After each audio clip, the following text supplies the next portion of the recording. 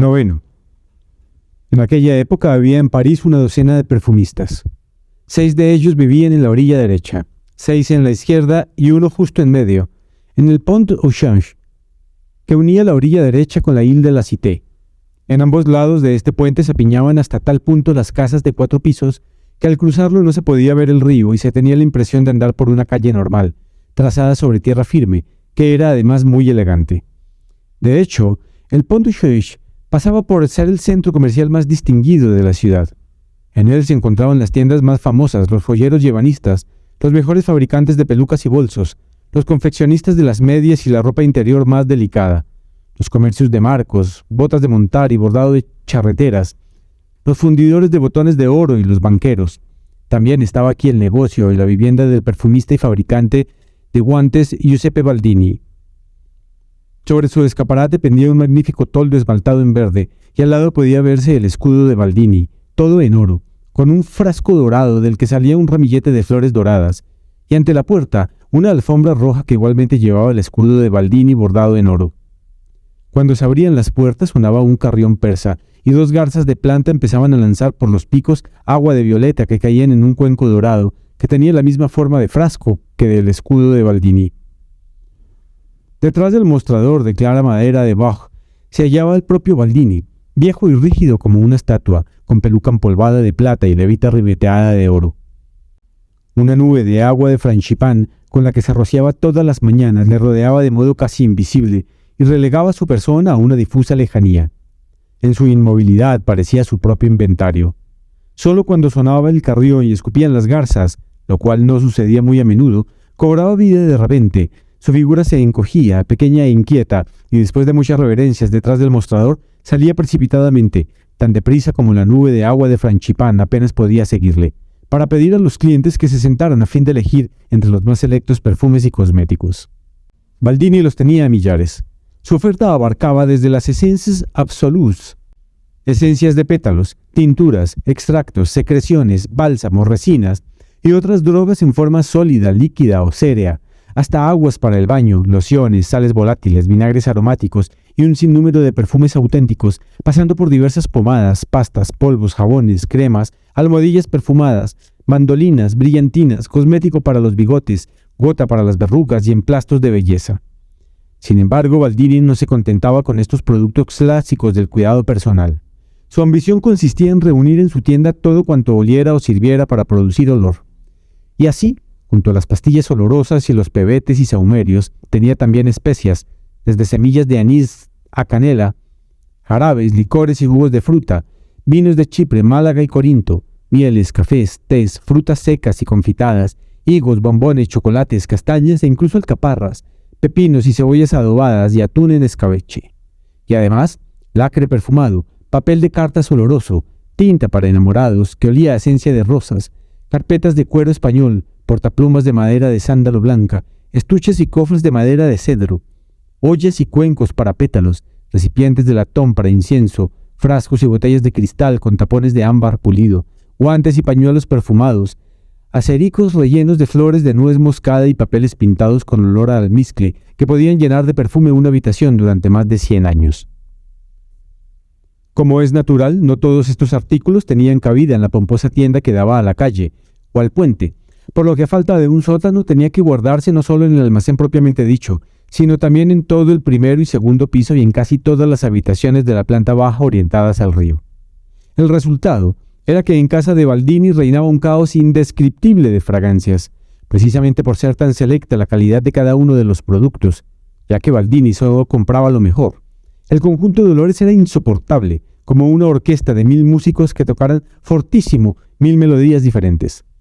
El propio Baldini y sus empleados eran tan insensibles a este caos como ancianos directores de orquesta ensordecidos por el estruendo, y también su esposa, que vivía en el 3er piso y defendía encarnizadamente su vivienda contra cualquier ampliación del almacén, percibía los múltiples olores sin muestras de saturación. No así el cliente que entraba por primera vez en la tienda de Baldini.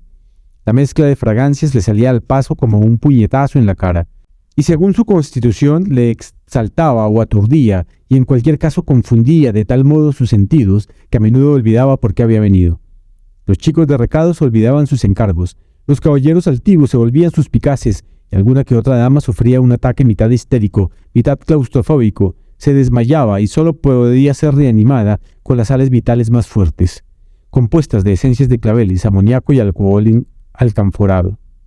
En semejantes circunstancias no era de extrañar que el carillón persa de la puerta de entrada de Giuseppe Baldini sonara cada vez con menos frecuencia y las garzas de plata escupieran a intervalos cada vez más largos.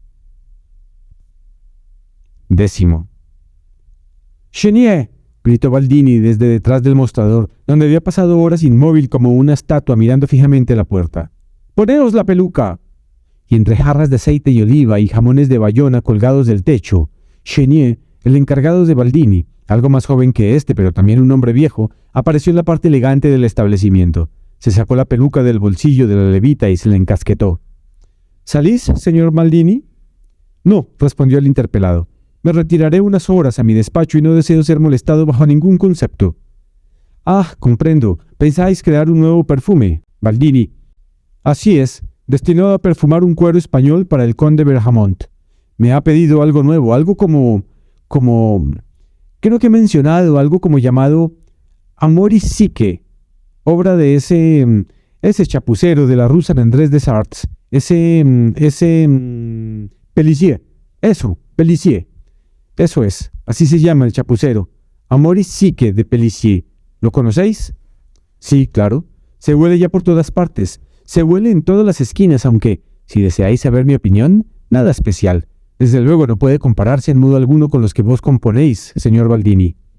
«Naturalmente que no».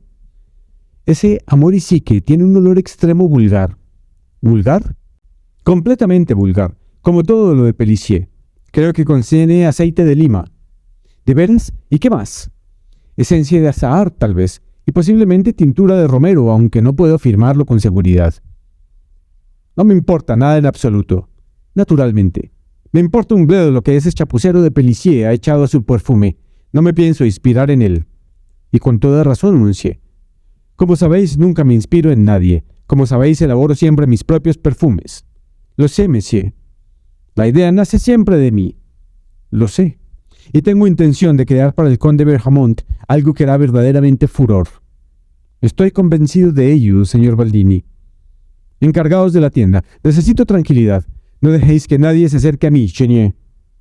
Dicho lo cual salió, arrastrando los pies, ya no como una estatua, sino como correspondía a su edad, encorvado, incluso como apaleado, y subió despacio la escalera hasta el primer piso donde estaba su despacho. Chenier se colocó detrás del mostrador, en la misma posición que adoptara antes el maestro, y se quedó mirando fijamente la puerta. Sabía qué ocurriría durante las próximas horas. Nada en la tienda y arriba, en el despacho, la catástrofe habitual. Baldini se quitaría la levita impregnada de agua de Franchipán, se sentaría en su escritorio y esperaría una inspiración. Esa inspiración no llegaría. Entonces se dirigiría a toda prisa al armario donde guarda centenares de frascos de ensayo y haría una mezcla al azar. Esta mezcla no daría el resultado apetecido. Con una maldición abriría de par en par la ventana y tiraría el frasco al río. Haría otra prueba que también fracasaría, y entonces empezaría a gritar y vociferar, y acabaría hecho un mar de lágrimas en la habitación de ambiente casi irrespirable. Hacia las 7 de la tarde bajaría desconsolado, temblando y llorando, y confesaría: «Chenier, ya no tengo olfato, no puedo crear el perfume, no puedo entregar el cuero español para el conde, estoy perdido, estoy muerto por dentro, quiero morirme. Chenier, ayúdame a morir». Y Chenier le propondría enviar a alguien por un frasco de Amoris Psique, y Baldini accedería con la condición de que nadie se enterase de semejante vergüenza. Chenier lo juraría y por la noche perfumaría en el cuero del conde Berhamont con fragancia ajena. Así sería, y no de otro modo, y el único deseo de Chenier era que toda la escena ya se hubiera desarrollado. Baldini ya no era un gran perfumista. Antes sí, en su juventud, 30 o 40 años, había creado la Rosa del Sur y el Bouquet Galante de Baldini, dos perfumes realmente grandes a los que debía su fortuna. Pero ahora era viejo y se había consumido, ya no conocía las modas de la época y los gustos nuevos de la gente, y cuando lograba componer una fragancia inédita, era una mezcla pasada de moda, invendible, que al año siguiente diluían en una 10ª parte y malvendían como agua perfumada para surtidor. «Lo siento por él», pensó Chenier, arreglándose la peluca ante el espejo. «Lo siento por el viejo Baldini, y también por su bonito negocio, porque lo arruinará. Y lo siento por mí, que ya seré demasiado viejo para que ya seré demasiado viejo para remontarlo cuando lo haya arruinado. 11. Giuseppe Baldini se despojó efectivamente de la perfumada levita, pero solo por costumbre. Hacía mucho tiempo que ya no le molestaba el olor del agua de Francipan, porque había vivido impregnado de él durante décadas y ya no lo percibía en absoluto. También cerró la puerta del despacho deseando estar tranquilo, pero no se sentó ante el escritorio a cavilar y esperar una inspiración, porque sabía mucho mejor que Chenier que esta inspiración no vendría. En realidad nunca había tenido ninguna. Era cierto que estaba gastado y viejo y ya no era un gran perfumista, pero solo él sabía que no lo había sido en su vida. La rosa del sur era herencia de su padre y la receta del bouquet galante de Baldini la había comprado a un comerciante de especies genovés a su paso por París. Sus otros perfumes eran mezclas ya conocidas. Él no había creado nunca ninguno. No era un creador, solo un mezclador concienzudo de olores acreditados. Como un cocinero que, con rutina y buenas recetas, prepara buenas comidas, pero nunca ha inventado ningún plato propio. Si continuaba todavía con toda aquella comida del laboratorio, los experimentos, la inspiración y el secreto, era porque formaban parte de la imagen profesional de un maître parfumé de Gantier. Un perfumista era una especie de alquimista que realizaba milagros, y si la gente sí lo quería, ¿qué remedio? Solo él sabía que su arte era una artesanía como cualquier otra, y esto constituía un orgullo. No quería ser ningún inventor. Para él inventar era muy sospechoso porque siempre significaba quebrantar alguna regla. No tenía la menor intención de crear un nuevo perfume para el conde de Bergamont. En todo caso, cuando más tarde bajara a la tienda no se dejaría convencer por Chenier para procurarse el amor y psique de Pélissier. Ya lo tenía. Allí estaba, sobre el escritorio situado ante una ventana, en un pequeño frasco de cristal de tapón pulido. Lo había comprado hacía ya 2 días. No personalmente, claro. No podía ir en persona a casa de Pélissier a comprar un perfume. Lo había hecho a través de un intermediario que había actuado a través de otro intermediario. Se imponía ser precavido porque Baldini no quería el perfume simplemente para impregnar el cuero español. Para eso no habría bastado aquella cantidad tan pequeña. Su intención era peor, quería copiarlo. No se trataba de nada prohibido, desde luego, pero sí de algo muy poco delicado. Imitar secretamente el perfume de un competidor y venderlo con la propia firma era una indelicadeza flagrante. Aún era peor, sin embargo, ser sorprendido haciéndolo, y por esta razón Chenier no podía saber nada, porque Chenier era un charlatán. Ah, qué triste resultaba para un hombre cabal verse obligado a seguir caminos tan sinuosos. Qué triste manchar de aquel modo tan sórdido lo más valioso que el hombre posee, su propio honor. Pero ¿qué hacer si no? El conde Bergamont era un cliente que no podía perder. Ya casi no le quedaba ninguno. Tenía que correr detrás de la clientela como a principios de los años 20, cuando se hallaban los comienzos de su carrera, y tenía que ir por las calles con el maletín. Solo Dios sabía que él, Giuseppe Baldini, propietario del mayor y mejor situado establecimiento de sustancias aromáticas de París, un negocio próspero, tenía que volver a depender económicamente de las rondas domiciliarias que hacía con el maletín en la mano. Y esto no le gustaba nada, porque ya tenía más de 60 años y detestaba esperar en antesalas frías y vender a viejas marquesas, a fuerza de palabrería, algún agua de 1000 flores y vinagre aromático o ungüentos para la jaqueca. Además, en aquellas antesalas se encontraba uno con los competidores más repugnantes. Había un advenedizo llamado Brett, de la Rue Dauphine, que afirmaba poseer la mayor lista de pomadas de Europa. O Caltot, de la Rue Macoesil, que había llegado a proveedor de la corte de la condesa de Artois. O aquel imprevisible Antoine Pélissier, de la Rue de Saint-André-des-Arts, que cada temporada lanzaba un nuevo perfume que enloquecía a todo el mundo. Así pues, un perfume de Pélissier podía desequilibrar todo el mercado. Si un año se ponía de moda el agua húngara y Baldini hacía provisión a Espliego, Bergamonta y Romero para satisfacer la demanda, Pélissier se descolgaba con el aire de almizcle, un perfume de extraordinaria densidad. Entonces todos querían de repente oler como un animal y Baldini tenía que emplear el romero en loción y capilar y el Espliego en saquitos olorosos. Si por el contrario se abastecía para el año siguiente de las cantidades correspondientes de almizcle, algalia y castoreo, Pélissier sacaba un perfume llamado Flor de Bosque, que se convertía en un éxito instantáneo. Y si Baldini finalmente, experimentando durante noches enteras o gastando mucho dinero en sobornos, averiguaba la composición de Flor de Bosque, Pélissier creaba Noches Turcas, o Fragancia de Lisboa, o Bouquet de la Corte, o el diablo sabe qué más. Aquel hombre era, en todo caso, con su irrefrenable creatividad, un peligro para todo el oficio. Uno deseaba que volviera a la rigidez del antiguo derecho gremial, la vuelta de las medidas draconianas contra aquel hombre insolidario, aquel inflacionista del perfume. Deberían retirarle la patente, prohibirle de plano el ejercicio de su profesión. Y sobre todo, ese tipo debía ser primero un aprendizaje, porque el tal Pellicier no era un perfumista y maestro en guantería. Su padre solo elaboraba vinagres y Pellicier debía dedicarse a lo mismo y nada más. Pero como la elaboración de vinagres le daba derecho a tener líquidos alcohólicos, había irrumpido como una mofeta en el terreno de los verdaderos perfumistas para mezclar sus chapucerías. ¿Qué falta hacía un nuevo perfume cada temporada? ¿Acaso era necesario? El público estaba antes muy satisfecho con alguna agua de violetas y sencillos aromas florales en los que tal vez se introducía un ligero cambio cada 10 años. Durante milenios la gente se había contentado con incienso, mirra, un par de bálsamos, aceites y hierbas aromáticas, e incluso cuando aprendieron a destilar con rétoras y alambiques, mediante el vapor de agua condensado el principio aromático de hierbas, flores y maderas en forma de aceite volátil, o a obtenerlo separándolo de semillas, huesos y cáscaras con prensas de roble, o a desprender los pétalos con grasas cuidadosamente filtradas, el número de perfumes siguió siendo modesto. Para aquel entonces un personaje como Pellicier habría sido imposible, ya que para la creación de una simple pomada se requerían habilidades que el adulterador de vinagres no conocía ni en sueños.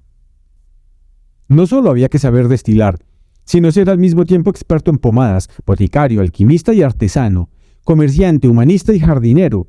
Era preciso saber distinguir entre la grasa de riñones y el sebo de ternera, y entre una violeta Victoria y una de Parma. Se debía dominar la lengua latina y saber cuándo se cosecha el heliotropo y cuándo florece el pelargonio, y que la flor de jazmín pierde su aroma a la salida del sol. Sobre estas cosas el tal Pellicier no tenía naturalmente la menor idea.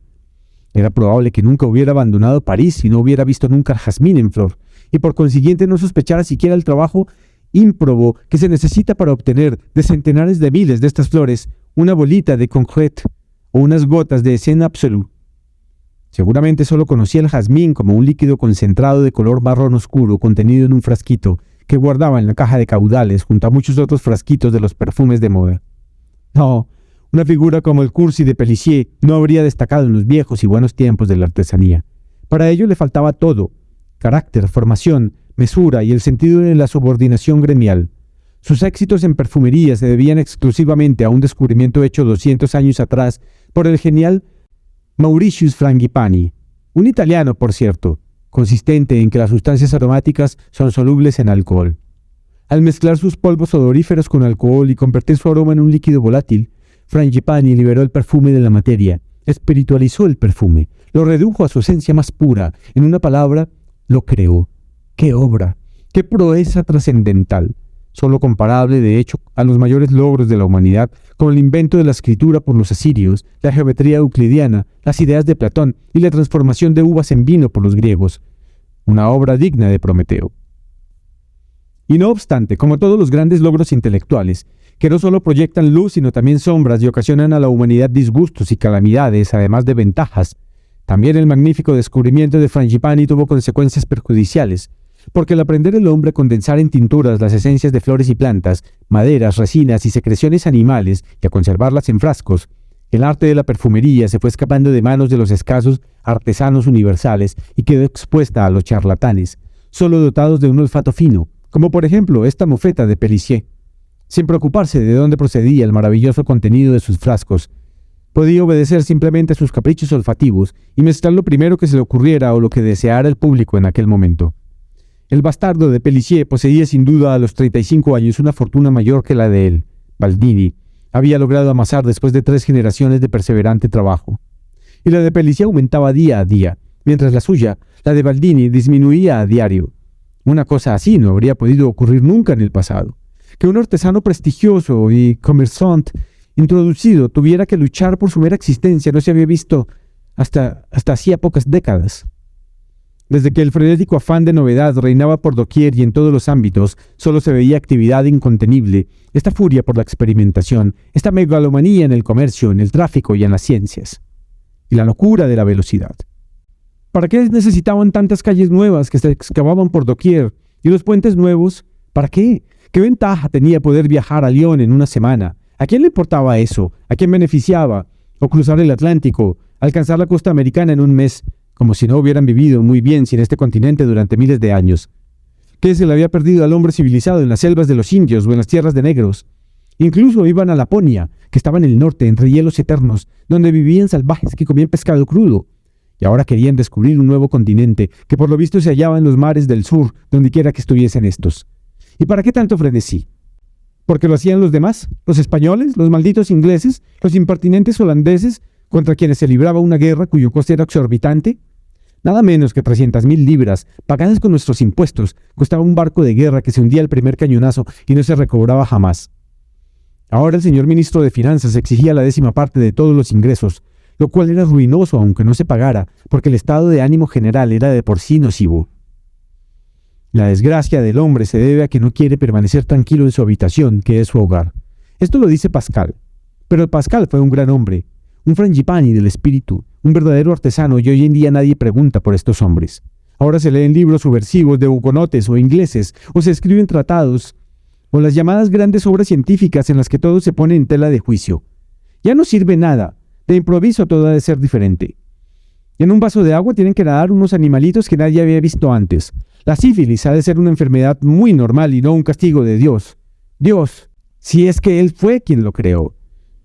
No hizo el mundo en 7 días, sino en millones de años. Los salvajes son hombres como nosotros. Educamos mal a nuestros hijos y la tierra ya no es redonda como hasta ahora, sino ovalada como un melón, como si esto importara algo. En todos los terrenos se hacen preguntas, se escudriña, se investiga, se husmea y se experimenta. Ya no basta decir que una cosa existe y describirla. Ahora tiene todo que probarse. Y mejor si se hace con testigos, datos y algunos experimentos ridículos. Todos esos Diderot, D'Alembert, Voltaire o Rousseau, o como se llamaran aquellos escritorzuelos, entre los cuales había incluso clérigos y caballeros nobles por añadidura, la han armado buena con sus pérfidas inquietudes, su complacencia en el propio descontento y su desprecio por todo lo del mundo, contagiando a la sociedad entera el caos sin límites que reina en sus cerebros. Donde quiera que uno dirigiese la mirada reinaba el desenfreno. La gente leía libros, incluso las mujeres. Los clérigos se metían en los cafés y cuando la policía intervenía y encerraba en la cárcel a uno de aquellos canallas, los editores ponían el grito en el cielo, elevando peticiones y encumbrados caballeros y damas hacían valer su influencia hasta que lo dejaban libre a las 2 semanas o le permitían marchar al extranjero, donde podía seguir pergeñando panfletos con total impunidad. En los salones solo se hablaba de trayectorias de cometas y expediciones, del principio de la palanca y de Newton, de construcción de canales, circulación de la sangre y diámetro de la Tierra. Incluso el rey se dejó presentar un disparate ultramoderno, una especie de tormenta artificial llamada electricidad. En presencia de toda la corte, un hombre frotó una botella haciendo surgir chispa, y los rumores decían que el rey se mostró muy impresionado. Era inimaginable que su bisabuelo, el Luis realmente grande, bajo cuyo próspero reinado Baldini había tenido la dicha de vivir muchos años, se hubiera prestado a sancionar una demostración tan ridícula, pero tal era el espíritu de los nuevos tiempos, que a la fuerza terminarían muy mal.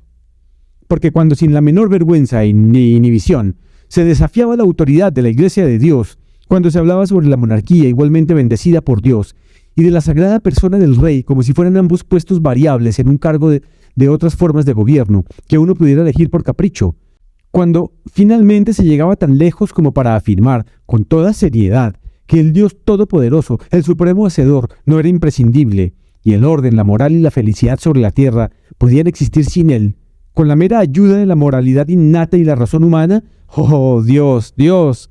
Entonces no era de extrañar que todo se trastocara y las costumbres se deterioraran y la humanidad hiciera recaer sobre sí la justicia de aquel de quien renegaba. Las cosas terminarían muy mal.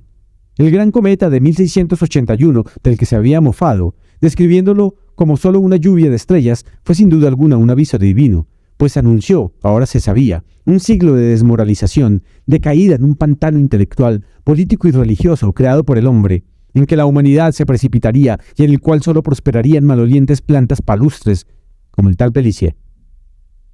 El anciano Baldini seguía ante la ventana, contemplando con hostilidad el río iluminado por los rayos oblicuos del sol poniente. Las barcazas se deslizaban lentamente hacia el oeste, en dirección al Pont Neuf y al puerto de las Galerías del Louvre. Ninguna de ellas navegaba en contra de la corriente, sino que tomaban el brazo del río del otro lado de la isla. Allí todo era arrastrado por la corriente, barcazas llenas y vacías, botes de remos y barcos planos de los pescadores, mientras las aguas doradas y turbias formaban remolinos y seguían su curso, lentas, caudalosas, incontenibles. Y cuando Baldini miró hacia abajo en sentido vertical, siguiendo la fachada de la casa, tuvo la impresión de que la corriente horadaba los cimientos del puente y sintió vértigo.